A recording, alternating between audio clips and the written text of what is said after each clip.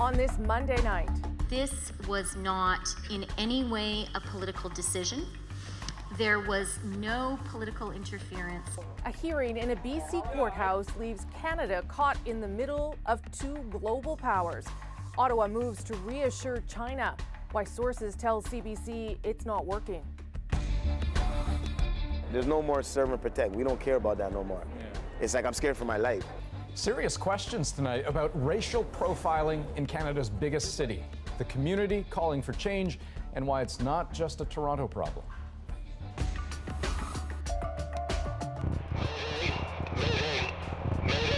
A Canadian mass murder case gone cold. So you want this solved? It would be nice to know, or why they did it. The results of our investigation into the bombing of Canadian Pacific Flight 21. This is The National.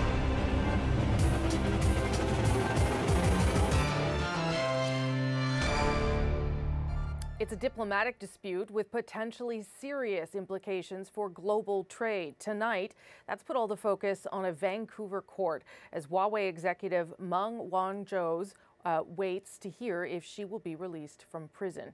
Day 2 of her bail hearing has wrapped, but there is still no decision. Meng was arrested December 1st during a layover at Vancouver Airport. The U.S. alleges that she violated its sanctions on Iran. American prosecutors want her extradited to face charges in the United States. Meng's detention has infuriated China and ratcheted up tensions now between Beijing and Ottawa.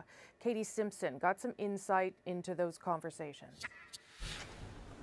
China is angry, firing fresh threats directly at Canada. You asked what kind of consequences there would be, said a foreign ministry spokesman today. I can tell you in one sentence, he said, it's totally up to Canada. The pressure has the government digging in. We are a country of the rule of law. We live up to our international obligations, and we trust our courts to do the right things. This was not in any way a political decision. There was no political interference, as the Prime Minister has said. None at all.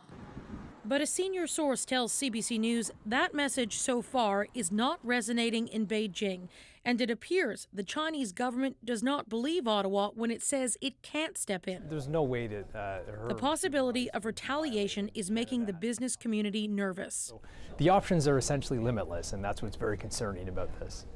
Beijing regularly resorts to economic retribution to settle political scores. In 2010, it banned Norwegian salmon imports after a Chinese dissident was awarded the Nobel Prize. In 2017, it took on South Korea by banning Chinese tourists from group excursions to that country after a dispute over an anti-missile system. This cost South Korea reportedly $5 billion, given that tourism is such a significant driver there. So that's another example of something that could happen. Leaders from Canadian industries that export to China, including canola farmers, lobster fishers, and pork producers, all tell CBC News they have not been threatened, nor have they seen a change in business. But they're watching every development closely. Canada's plan to start free trade talks with China will likely slow or pause because of this incident. Those kinds of discussions require high-level cooperation, and there isn't much of that happening right now. Katie Simpson, CBC News, Ottawa. Now, Meng's bail could come down to who vouches for her. The Crown says she's a flight risk. Her husband promises she isn't. Briar Stewart has the view from the court. A great company like Huawei, we love you. We want to make our voice over here. It was part community rally, part media circus, whenever court and the bail hearing for Meng Wanzhou was on break. If Canada let her go to US, so yeah, I think her life would be in risk. As the high-powered Chinese executive sat in the prisoner's box again today, an even larger crowd turned out to watch, including this woman who knows Meng personally. She's a very good person, very low-key. So I think the Huawei, all the leadership, they all have a very good reputation. Meng's lawyer said if she's released, she would hire a private surveillance firm. The owner testified that 2 security officers and a driver from his company would escort her wherever she goes. She would also be required to wear an electronic monitoring bracelet. Legal experts say, given Mung's personal circumstances, bail would likely be very high. Because she's not ordinarily resident in the country, the judge, in my opinion, would require that the accused deposit a substantial amount of money. Mung's husband, who was also in court today, said he would be willing to put up $1 million cash, as well as their 2 Vancouver homes, for a total of $15 million. None of it satisfied the Crown, who wanted to see a $7.5 million cash bail and worried that the electronic monitoring system could be hacked. I'm not suggesting that this would happen, he said, but I'm saying that there would be the potential ability to compromise the system, given he says that Mung is the CFO of a telecommunications giant. The judge didn't make a decision on bail today because there's still one outstanding issue. Mung's lawyer wanted her husband to act as a surety, basically someone that would ensure she would abide by bail conditions. But he isn't a resident of BC, and it's not clear whether he could remain in the country throughout the entire extradition process, which could take years. Briar Stewart, CBC News, Vancouver.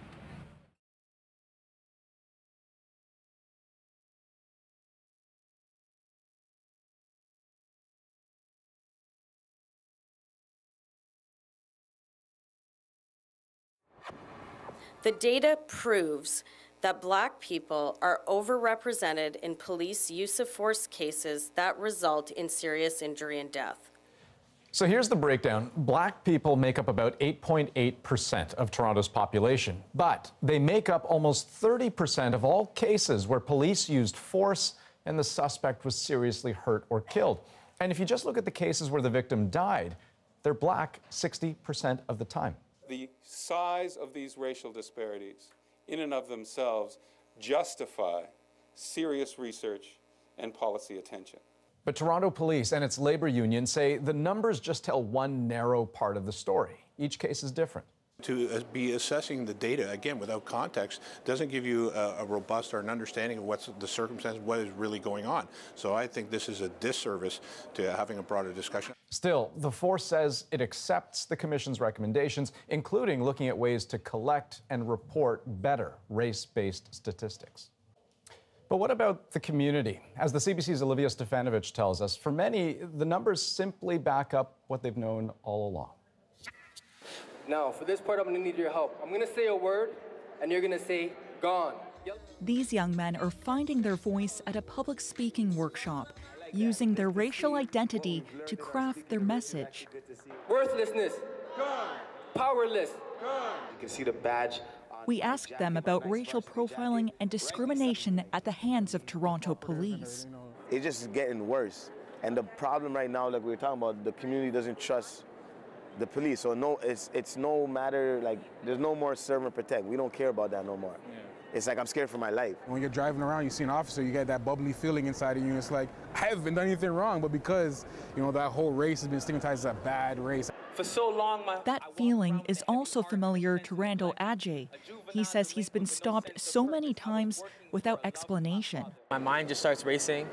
You know, I'm just in this space of trepidation where I'm like scared because you just don't know. You know what I mean? You just don't really know what could happen.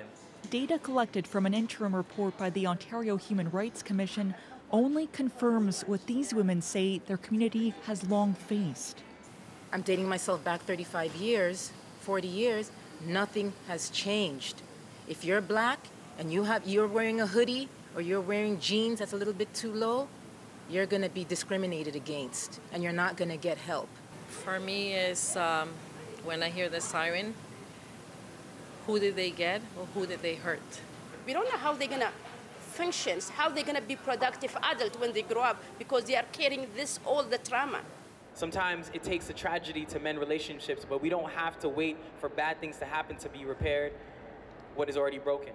As much as there is mistrust here, there are ideas on how to make it better. Just having police, even police with diversity, that's very important. Police officers are public servants. They're meant to serve. So if we cannot have a say in terms of who becomes a police officer, then I don't know if that's really a servant. Next, the inquiry will look at carding, police culture and training. But for these young men, real change can't come soon enough.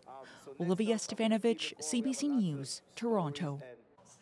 Now, that racial disparity highlighted in today's report is something we've seen across the country when police have used deadly force. Earlier this year, CBC compiled a database of fatal encounters with police over a 17-year period. Take a look at some of the numbers. In Montreal, Black people made up about 8.5% of the population, but they represented nearly 19% of people who died in interactions with police. And in Calgary, where the South Asian population was just under 7%, they made up nearly 16% of people in fatal police encounters. And it's a similar story in other major Canadian cities. Katie Nicholson has a closer look at some of those police shootings and what's being done now.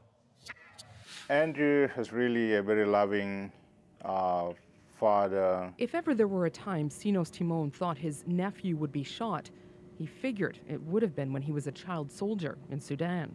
Not in a peaceful place like Toronto. Loku, a father of 5, was fatally shot by Toronto police after refusing to drop a hammer. Loku is just one of the cases of fatal encounters Canadians have had with police, analyzed by CBC News. From 2000 to 2017, more than 460 cases of Canadians killed in interactions with police. In the national snapshot, Caucasians represented nearly half the victims in the database, 46%, which makes sense. Canada's population is overwhelmingly white, 78%. But our analysis found in parts of the country, 2 distinct groups were overrepresented, Black and Indigenous people. While Black people in Toronto make up about 8% of the population, they represented nearly 37% of the victims. And in Winnipeg, Indigenous people represent roughly 11% of the population, but account for nearly 2/3 of victims. People like Craig McDougall, the 26-year-old, had a knife in one hand and a phone in the other, talking to his girlfriend when police opened fire. Lawyer Corey Sheffman represented the McDougall family when the province looked into his death. According to the inquest, Craig McDougall died because the police did what they thought they needed to do. According to Craig's family, according to the people who knew Craig, Craig died because he was a First Nations man in the wrong place at the wrong time. While the numbers paint a bleak picture, Sinos Timon says at least they have people talking. To understand that these issues are happening and be able to talk and discuss it with open-minded as a community. And that discussion is now happening at a national level. Since CBC published Deadly Force, our data has been used by academics and police investigative bodies. It's even being used in a public inquiry into law enforcement underway in Quebec. Katie Nicholson, CBC News, Toronto. The news this fall that Tori Stafford's killer, Terry Lynn McClintic, had been transferred to an Indigenous healing lodge sparked public and political outrage, forcing a review of the entire system. Now, Rodney Stafford says his daughter's other killer was moved out of maximum security 9 months ago. Salima Shivji has his story. Yeah, and this is how I found about Michael Rafferty being transferred to medium security through a letter. Rodney Stafford can't contain his frustration today. I'm quite enraged, really angry, upset at the fact that I feel like I'm being slapped in the face by Correction Service Canada. He just found out that the man convicted of kidnapping and killing his daughter, Tori, was moved from this maximum security prison to this medium security facility back in March. Somehow, Stafford wasn't told until today. When your notification status was suspended, Corrections Canada didn't have the right number to get in touch from late 2016 until this past August, but he says that's no excuse. The one attempt they tried at trying to contact me didn't work, so they just gave up. Who gives a crap? The news comes just months after the other person convicted in Tori's death, Terry Lynn McClintic, was transferred to a healing lodge, a move eventually reversed after mounting pressure. It's not clear why Rafferty was moved when he was, but on average, first-degree murderers stay in maximum security for at least 2 years. Rafferty was sentenced more than 6 years ago. McClintic spent 4 before being moved to medium in 2014. Looks like I'm going to be fighting to have 2 people put back into maximum security prison. They're child killers and they deserve to be behind bars, if anybody does. From Corrections Canada today, a statement saying offenders are placed in facilities appropriate to their security and program needs. Is Michael Rafferty behind bars where he belongs, or is he in a cushy healing lodge somewhere in the woods? I will examine the facts of this case to ensure that all the proper rules and procedures have been followed. The minister's office got back to us tonight to say the prison Michael Rafferty is in is secure, fenced in, and specializes in dealing with sex offenders, and that the #1 priority of Canada's correctional system is public safety. Salima Shivji, CBC News, Ottawa. Turning now to a dramatic development in Britain's increasingly complicated divorce from the EU. Parliament was to have voted on Prime Minister Theresa May's Brexit deal tomorrow, but now that's just not happening. I've listened very carefully to what has been said in this chamber and out of it. But while there is broad support for many of the key aspects of the deal, and with that painfully obvious lack of support, May called off tomorrow's crucial parliamentary Brexit vote, saying she'd only lose. We will therefore defer the vote scheduled for tomorrow. May cited the deep divisions over how to handle the Northern Ireland border issue as her reason, but that's really only part of it. Brexit hardliners hate the deal she put together, accusing her of negotiating little more than continued EU membership with fewer benefits. May's decision today has only amplified the exasperation over all of this. How long can you stay in power? It's not clear when the parliamentary vote will happen, but May has given a deadline of January 21st. And Nala Ayed is just outside 10 Downing Street. Nala, we know the people are frustrated, but what does this mean for Theresa May's government? Well, for the moment, the government survives, at least in the short term. And obviously that was part of the calculation today. And certainly it's one of the few things that the Conservatives agree on at the moment, which is the need to prevent the Labour Party from forming the next government. The vote also gives Theresa May a reprieve, because if that vote had gone ahead tomorrow, Rosie, they probably would have cost her job. Now, it still may do that eventually, because the opposition is promising that a no confidence vote is still an option. But for the moment, nearly 3 years after that Brexit vote, she gets another crack at this. She didn't give a date for the next parliamentary vote, but if she pushes it close enough to the deadline, she may be able to persuade yet more MPs to vote for it after all, out of fear of the unknown. And what about the divorce itself? What does it mean for Brexit? Well, it depends what she's able to get out of the European Union, and it seems that there's not much flexibility there. The president of the European Council, Donald Tusk, tweeted today that while they're ready to help the UK ratify the deal, they're not interested in renegotiating it. So we need to see what exactly that looks like. If enough change or tweaking happens to get a new deal or an amended deal through the House of Commons, then Brexit proceeds as planned. If not, then really we're back to the ambiguity that we had earlier today before the vote was delayed. And that means that all those options that we've been talking about for weeks now are back at play. And that includes a no-deal Brexit, another referendum, or possibly a general election. Rosie. All right, Nala Ayed in London tonight. Thank you. And now let's bring you up to speed on some of the other stories we're keeping an eye on tonight, starting with a candlelight vigil near Toronto for a teenager found killed last week. Riley was a good kid, and you couldn't say anything bad about him, right? Nothing. You couldn't say anything bad about him. And I'm still in shock because of what happened. Friends and family of Riley Driver Martin gathered to remember the 14-year-old. His body was found Friday morning near his high school in Mississauga. Many of his classmates have been understandably hit quite hard by this tragedy. The school has brought in grief counselors and therapy dogs to help students cope. 2 brothers, both 20 years old, have been charged with second-degree murder. Omar Khadr is asking for a Canadian passport. The former Guantanamo Bay detainee will be back in court this week trying to get changes to his bail conditions.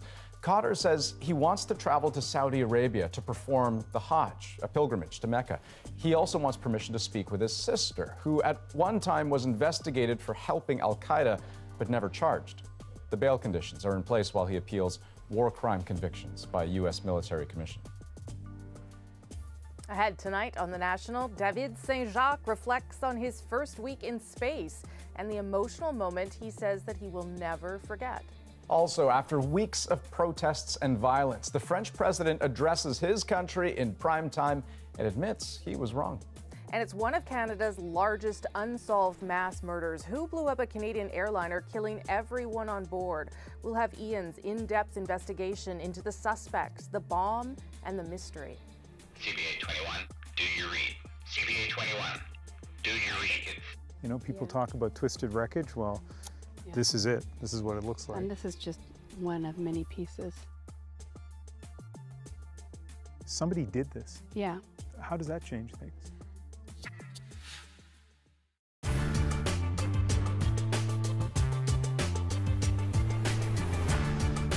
And finally, the dry days of summer are over for Toronto sports fans. Since baseball's Blue Jays were born, they've played in the only major league park where you couldn't get a beer. That drought ended tonight as beer made its legal debut. It's a first for an Ontario city. Hamilton and Ottawa are soon to follow. David Burt reports. Let's live it up. Let's go. You can only buy two at a time in Toronto, but they are cold, they are wet, and tonight, for the first time in Exhibition Stadium, they were legal. It looks like the battle for beer in this ballpark is over, and Ontario's tipplers have won. Great. That's great. Yeah. Super. Oh, yeah. I think you'll see a different crowd tonight. It's about time. Time we grew up in Canada and in Toronto. Toronto hasn't grown up completely. Beer sales here will be strictly controlled. The two at a time to a customer rule is one way. As well, sales in the stands are forbidden, and there will be no drinking after the game. The ever-cautious Ontario government is concerned some fans who drive to the game sober will be inebriated by the time they head for home. In general, baseball players are for the change. Some think Toronto fans may loosen up a little and be more vocal in support of the team. But if they loosen up too much, the Ontario government may take back the privilege of combining beer with the game of summer. The government is monitoring the baseball fans and reserves the right to turn off the taps at the end of the 1983 season if the imbibing is too enthusiastic. So, many fans will be on their best behavior during the experiment. Others aren't going to participate at all. No glass of beer is worth $1.75. David Burt, CBC News, Toronto.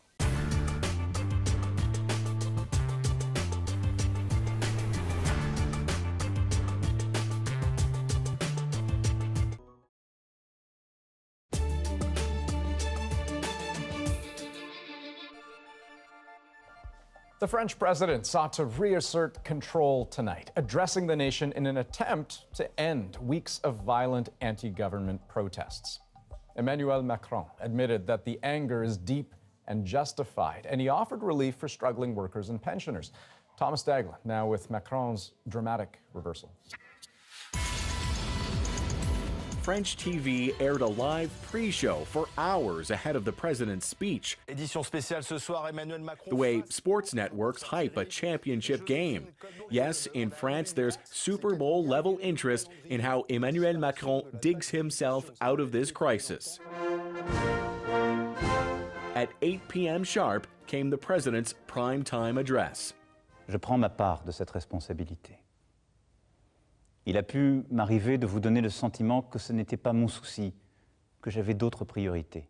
It's a rare about-face from a president who vowed to push through reforms and never give in to the street.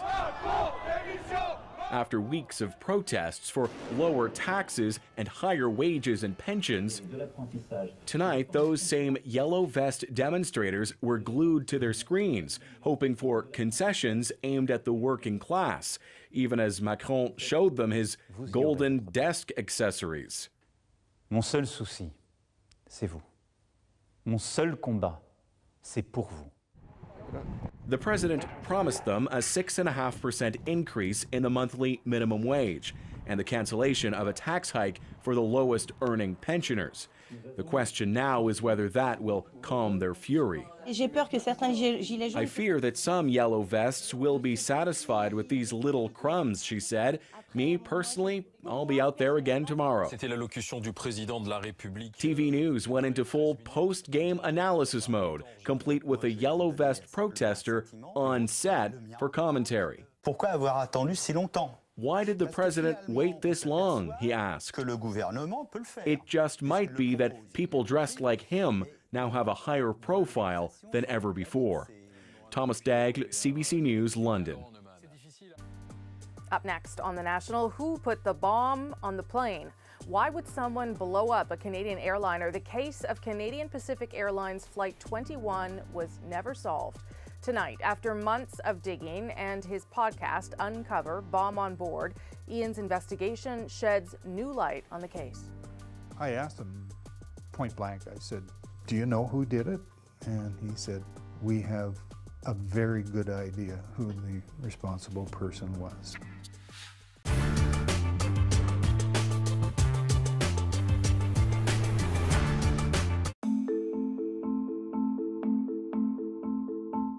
This is your brain. This is your brain on drugs. No, it's nothing like that. Fentanyl is a powerful synthetic opioid. Basically, it's a painkiller like morphine, but a lot of people are taking it recreationally. The latest person to die is a 17-year-old. Traffickers adding fentanyl to everything. Fentanyl, but that's the drug that contributed to his death. It's being called a nationwide disaster. This is enough to kill a person. So how exactly does it do that? A lot of how drugs affect people is how fast they get into the brain and how much gets in. Fentanyl's good at both. Your brain has things called opioid receptors, those normally taken chemicals your own brain makes to help you when you're, say, running a marathon. But fentanyl bypasses that system, floods the receptors, killing pain and easing anxiety. But fentanyl has side effects. For one, dopamine's released more easily. Dopamine's associated with reward, so it makes you feel really, really good. Drug users like that side effect, but other side effects can kill you quickly. Remember those opioid receptors? Well, you also have them in your brainstem. When those receptors get flooded, they tell the body to slow down its breathing. And because fentanyl is great at getting a lot of chemical into the brain really fast, those receptors can get overloaded easily. Too much chemical and the body turns off its natural breathing reflex. Breathing can stop within seconds. The person goes unconscious, and without help, they die.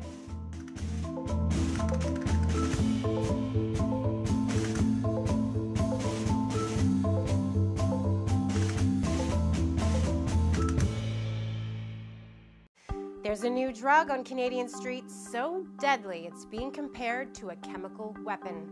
It's called carfentanil, a highly toxic man-made opioid that's 4,000 times stronger than heroin and 100 times stronger than its chemical cousin, fentanyl. But unlike fentanyl, which is a legitimate painkiller, carfentanil isn't for use in humans. It's for tranquilizing animals, big ones like bears and elephants. You know the stuff in the darts? Carfentanil. Like other opioids, carfentanil can dangerously lower your heart rate and breathing, and it doesn't take much to do it. In powdered form, carfentanil can look a lot like table salt, but it's so strong that ingesting, injecting, or inhaling a single grain can be fatal. To put it into perspective, a single kilogram can kill 50 million people. That's everyone in Canada and then some. To make things worse, even inadvertent contact can cause an overdose. That means it's dangerous not only for drug users, but anyone who comes into contact with it. First responders, doctors, border control agents. That's why these Mounties put on hazmat suits when they intercepted a package in Vancouver. It's also why law enforcement in Ohio carry antidote sprays for use on themselves. So why is it popping up on streets now? Well, police say dealers are using it to cut other drugs like heroin and cocaine because it's cheap and easy to get. It's even turned up in these counterfeit Oxycontin pills seized in Ontario, so drug users don't even know what they're getting sometimes. Stopping the supply is gonna be a challenge.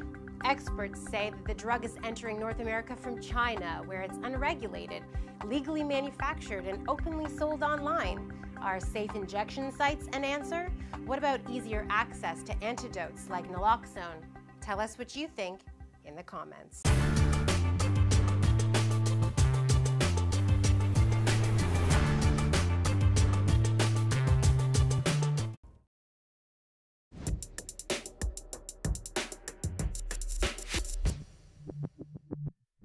A bomb placed on a Canadian passenger plane.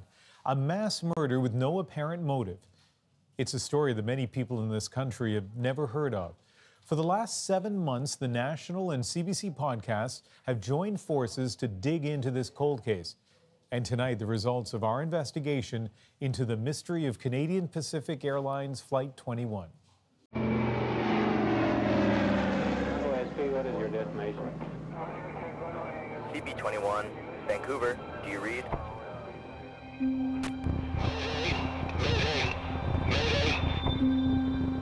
CBA21, do you read? CBA21, do you read? Here is the CBC National News. A Canadian Pacific airliner has crashed in rugged country in the Caribou district of British Columbia. Less than an hour after takeoff, an explosion sends CP-21 plummeting to the ground. All 52 people on board killed. There's been much speculation on what caused the crash. A man on the range at the time says the plane appeared to blow up in the air. It looked like a plane just falls straight from the sky because there was trees in front of the wings, behind the wings, and between the whole plane. A criminal act committed by someone on board, and still no answers to two agonizing questions. Who did it and why? 53 years later, it remains one of Canada's largest unsolved mass murders.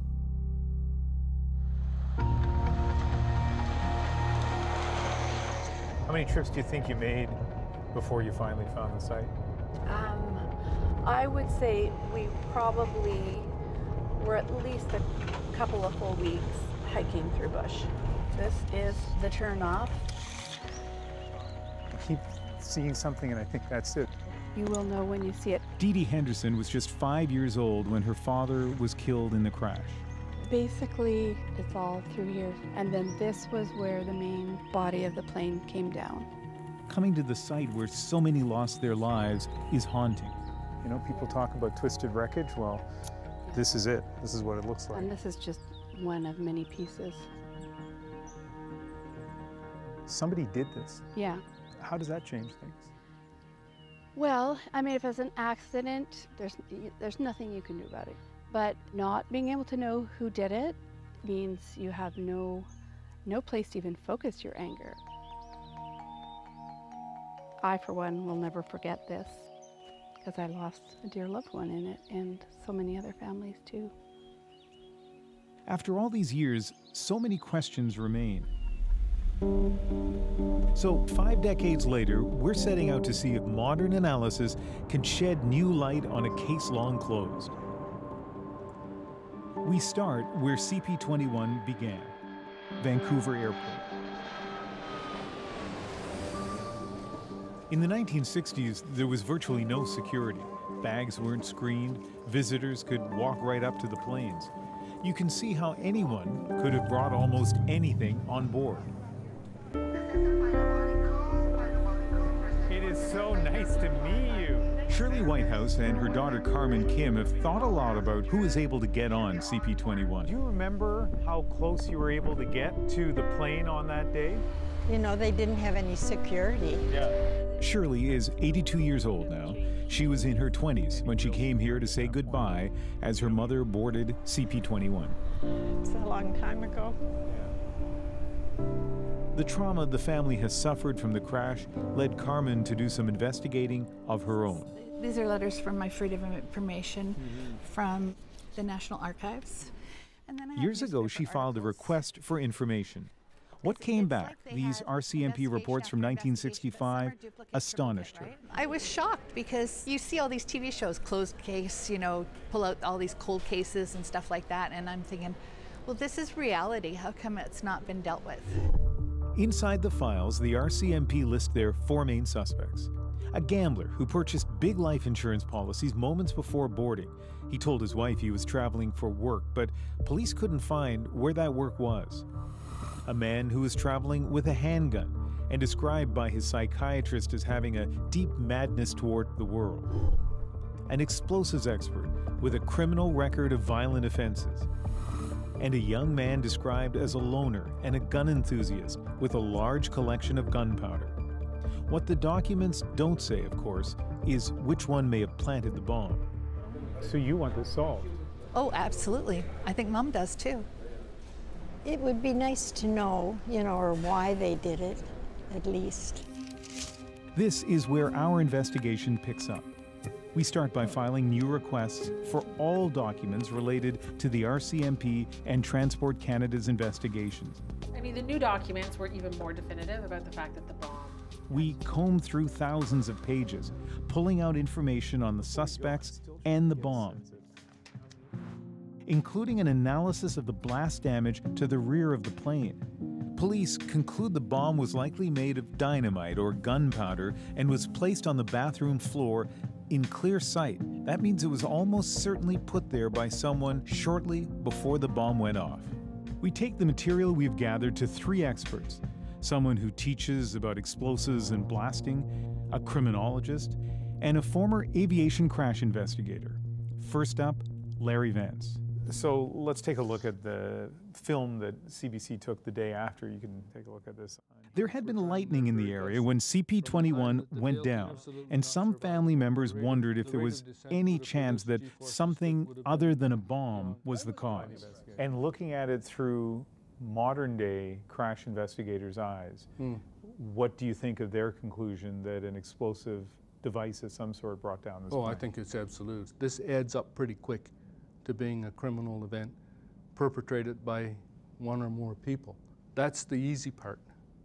Now, when you get into a criminal investigation, you get into the whodunit. That's where our next expert comes in. Mike Arnfield, a criminologist and former police officer. He insists on taking this Canadian Pacific Airlines flight by himself. He now teaches at Western University in London, Ontario.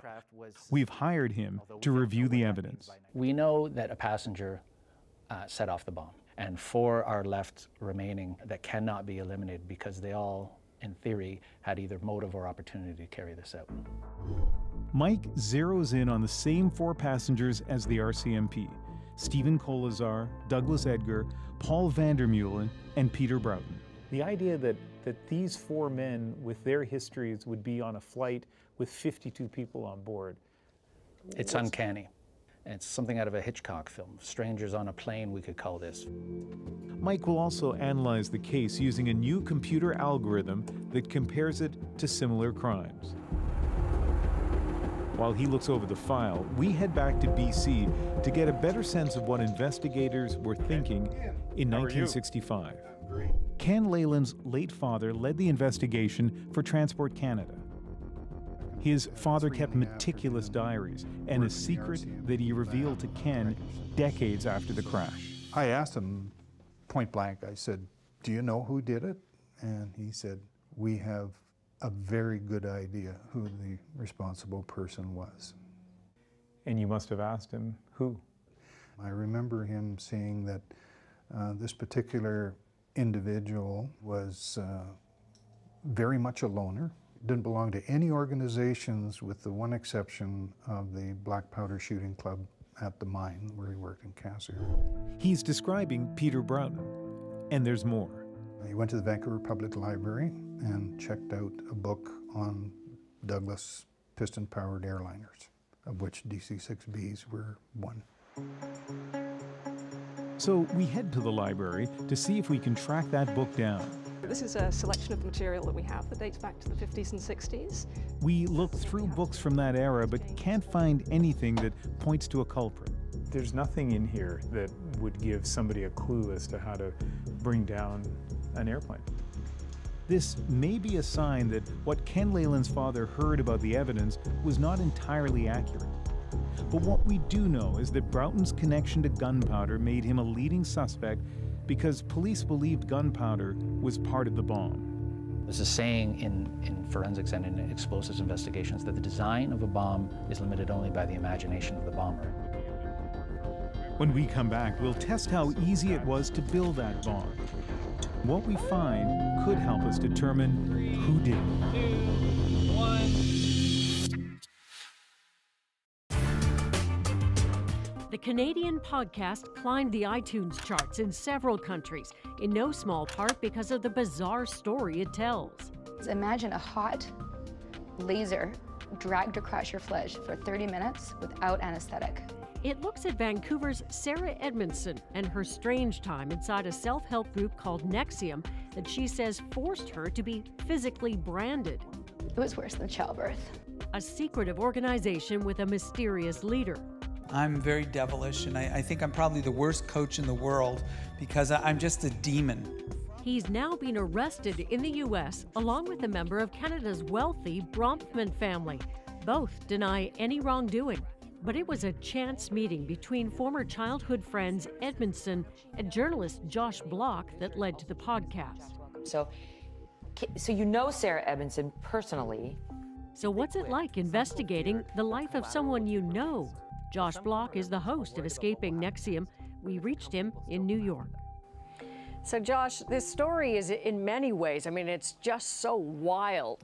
But I'm wondering what it was like for you to run into Sarah, someone you'd known as kids, you'd known for years, in fact, who tells you, yeah, for the last 12 years, I've been in something akin to a cult, and I've just gotten out because I have this weird brand I didn't want. What was your reaction?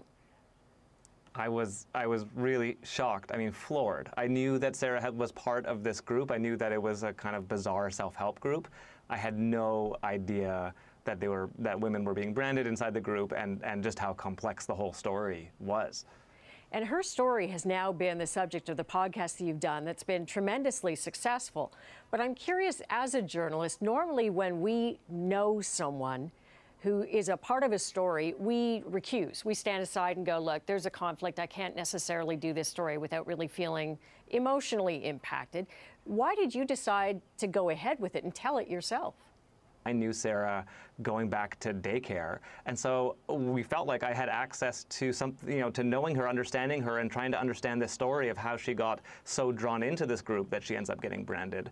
So, part of it, I also think that there is a convention in the podcast world and almost an expectation from listeners that the host is a full person, is a character. We're situated in the story, and there is room for that. There's a history of people doing that kind of work in the podcast realm. So it felt like the right medium to tell the story. What was it like for you to challenge her, as you do at the very end of the podcast, more aggressively than at earlier stages, and say, how could you have done this? How do you feel about the people you brought in? Yeah, I think that feeling that, when I work on any story, you want to find the balance in the story. And that feeling was amplified in some ways. I recognize that listeners might think that, might perceive that I would have some kind of bias going into the story or softball it. On the other hand, it's really tough. I knew I had to ask these tough questions, and it is difficult, of course, if you know that it makes someone you know uncomfortable. But I felt even more responsibility in this case to make sure that we got the balance, to make sure that if listeners had any question about whether we were going to tell the other side of the story, that would be told. How has she responded to the podcast? She's, at moments, she didn't listen for a while, and just recently she listened to it, and she was texting me in real time as she listened to it, which was actually kind of stressful for me, because I knew that there were parts coming up that were difficult for her to hear. And she has acknowledged that it is difficult to hear. She also has been very grateful and has felt that by and large it is an accurate story and a fair depiction of her story. What a story it is, and I guess we'll be following it in the courts as well. Thanks for joining us, Josh. Thank you so much.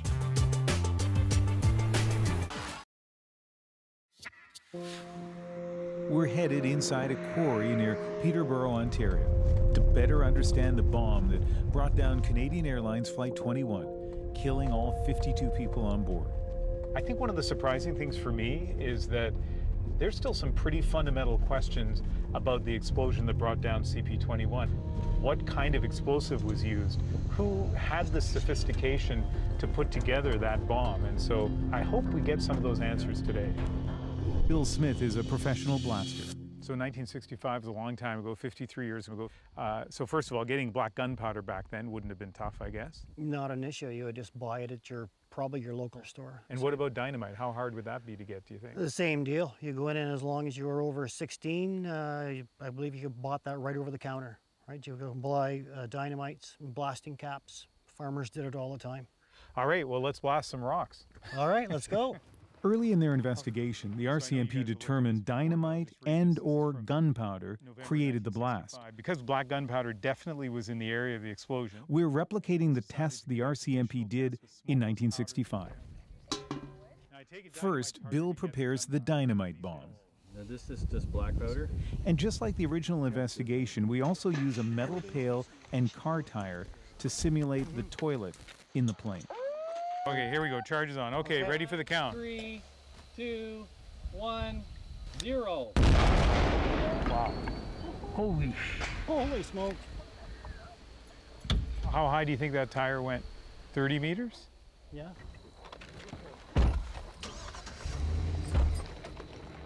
Guess it's not too surprising that dynamite would do what it just did, but that is a huge blast. We're going to get the all clear soon, and we'll see close up what it did, and see. There, we can head down and take a look.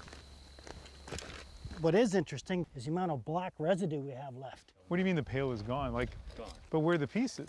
Wow. I mean, we're having a hard time actually finding fragments of the pail, and can't help but think about the debris of the plane when you look at this, and there's no question that that explosion would be enough to blow a hole in the wall of the plane, no question. We repeat the same test with gunpowder.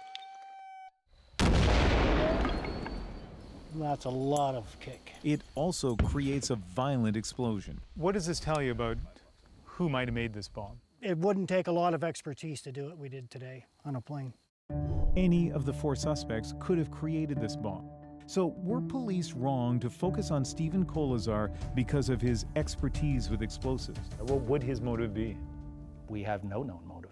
Here's a guy, he's got kids, he's got a good job, he's respected at work, he's got a troubled past, but when we look at hundreds of other acts of mass murder since then, his age for the use of a bomber-initiated device is way off, far too old statistically.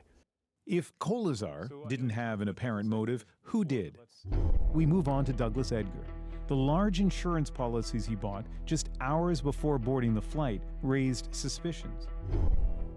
Turns out in the 5 years preceding CP21, there were 3 other suspected mass murder-suicides on planes, and financial troubles and insurance were reported to be the motive in each of those cases. But keep in mind, buying insurance before flying was not uncommon in the 1960s.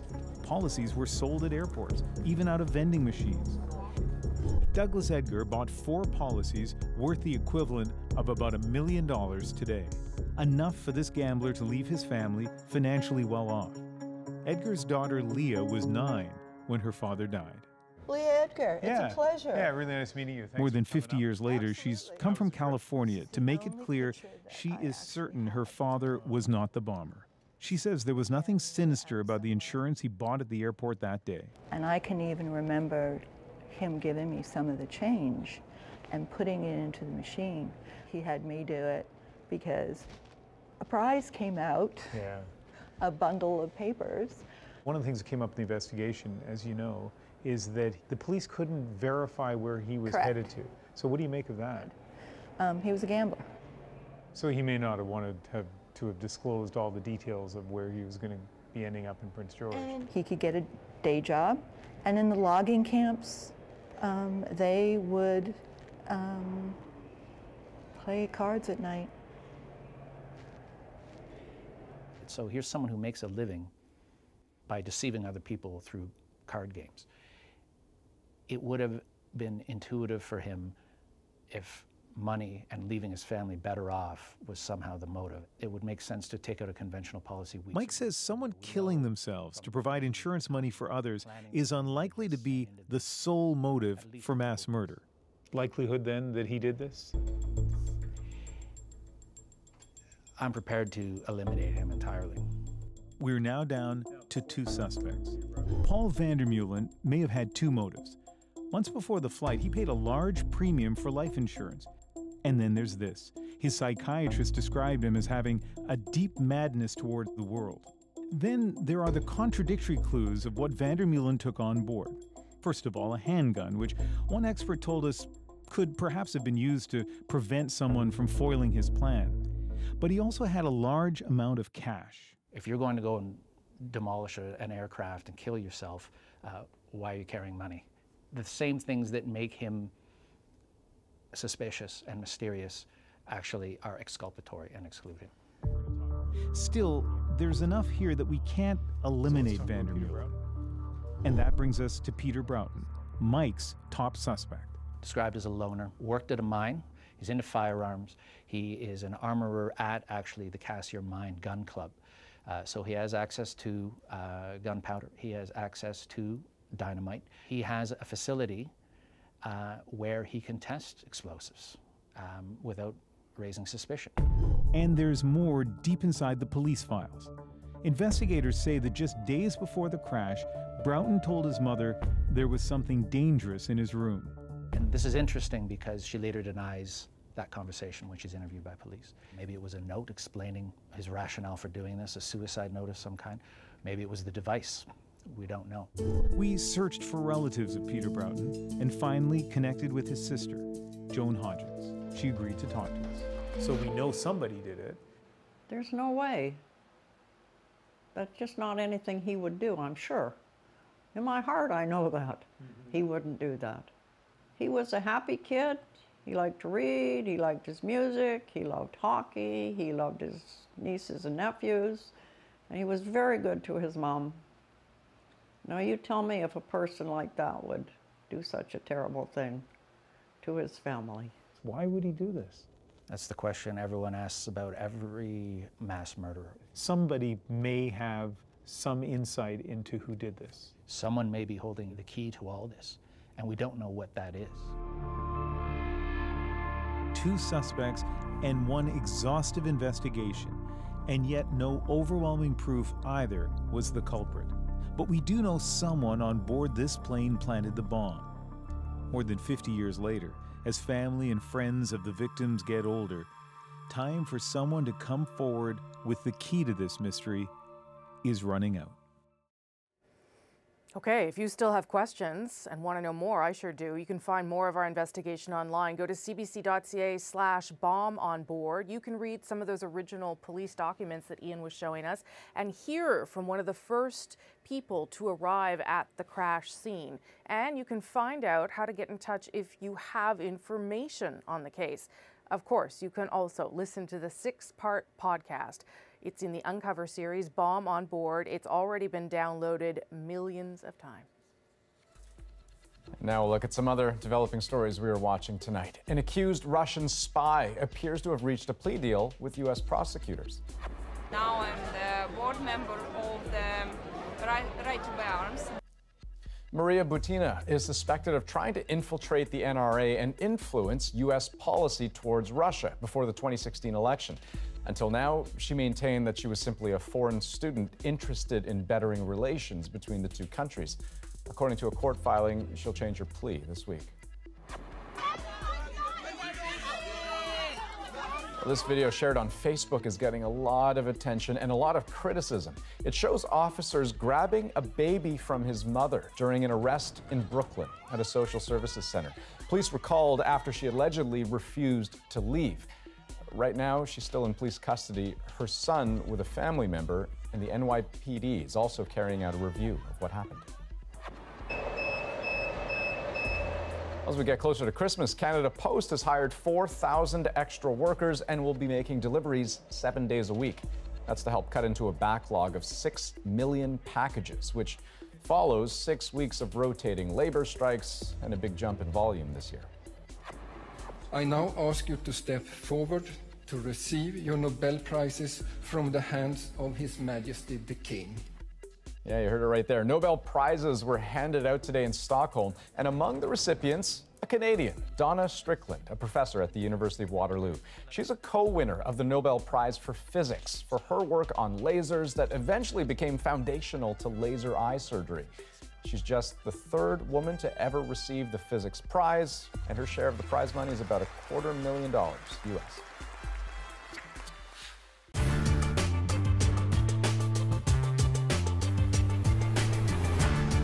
The $300, you're getting $700 for a $60 piece of junk. These people take their monopoly seriously, as is only proper. For 2 days, they circled the board, buying Tennessee, building houses on Pennsylvania, going to jail, taking free rides, and most of all, making deals. They were trying unsuccessfully to beat this fellow, the man in yellow, David Brooks. He won his third successive Canadian championship. Aren't you getting a little old for this? No, I enjoy it each time I play. I don't think I've played Monopoly probably for 20 years. I think people think, you know, that's something you leave up at the cottage. It's getting a little moldy. That's how I've been feeling lately about it too. But every time the World Championship comes around, it creates more interest, and I start playing it again. Now, how do you play this? Really viciously? Are you ruthless and cruel? Most of the time, I just don't give away something for nothing, and if I have to deal, then they're going to come to me for their best deal. So your personality changes? Yeah, it does. It's different before the game starts, and it's the same before the game starts as it is after the game is over. Yeah. But while you're playing, you're a robber baron. Yeah. Oh boy. Now how do you do this? Does anything go in Monopoly? No, there's a lot of property on the board that I won't buy. I don't even Like get what? involved in. What's garbage? What's garbage? The greens. Pacific Okay. Avenue, Pennsylvania. Yeah. Okay. In a short game or with the minimal amount of money that you start with, you'll never get enough money to properly build them up and win the game with them. Most people get them in trades, and then, you know, they end up with a set. Now, Bill Cameron, who thinks he's the best Monopoly player champion in the world, I think you play him sometime. He swears by what? New York Avenue, Tennessee Avenue, and St. James Place. That's a good Monopoly to have. People land on them a lot. And the rent, the houses is not that expensive to build. They're only $100 apiece. So most of the time you have cash to develop them, which is the whole idea. What about Boardwalk and Park Place? Number one. You gotta have that. You gotta have those. With mega hotels, I'd rather houses. have them on my side than worrying about landing on them, because they're the only two properties on the board that with one roll of the dice, someone is out of the game. What about you railroad? land on Bill's set there, you can still you survive. always have survival money. What about the railroads and the utilities? I don't buy them either. You don't buy railroads and No, they go utilities? up for auction each and every time I land on them. The only time I'll buy a railroad is if someone has 3 and it's the 4th one. I will buy it and then sell it to him for, you know, he'll be interested. How do you win the Canadian Championship 3 times in a row? I mean, basically you figure it's all luck. You either roll them or you don't, you go to jail. Well, I think the difference between me and the other players is other players will sit and watch 2 people make a deal. And it doesn't involve them, so they'll just watch what happens and let the 2 people deal. But anytime 2 people deal, I'm paying 2 rents. On the next episode of 22 Minutes. Oh, baby. What your Nan Mercy killed her snowman with a shovel. The boys of the RCMP choir are saying. Tuesday at 8:30 on CBC. Everyone is getting baked on Christmas Day. Kim's Convenience, new season, January 8th on CBC. A week into his mission at the International Space Station, Canada's very own David Saint-Jacques is adjusting to life in orbit and getting used to the view. Today, he told the world what it was like to look down on Earth for the very first time, and that is our moment of the day. Then we got to zero gravity at the engine cutoff, and then there was our first sunrise on orbit. And that was quite an emotional moment as I looked out the window and this little blue crescent starting to get brighter and brighter, and I realized, wow, this is actually the curve of the Earth. Very, very few people have had that chance to see these views on behalf of humanity, and I take this very seriously, the responsibility to absorb this and retransmit it the best I can. It is just an never-ending sense of awe looking at our blue planet. It's very touching and it's very humbling, and it makes you want to go back to Earth and help make it better.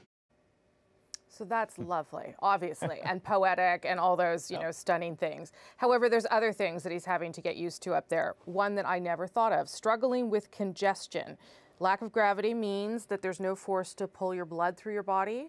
I didn't realize this. So his head was getting puffy at one point, and he's adapting at this stage.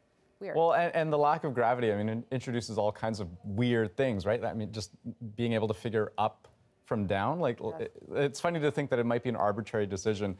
What's the floor one morning? What's the ceiling the next? Or maybe it's neither. Maybe a wall becomes. Anyways, it's all very bizarre. Yeah, I'll just watch from here, I think. Yeah, it must be quite the experience.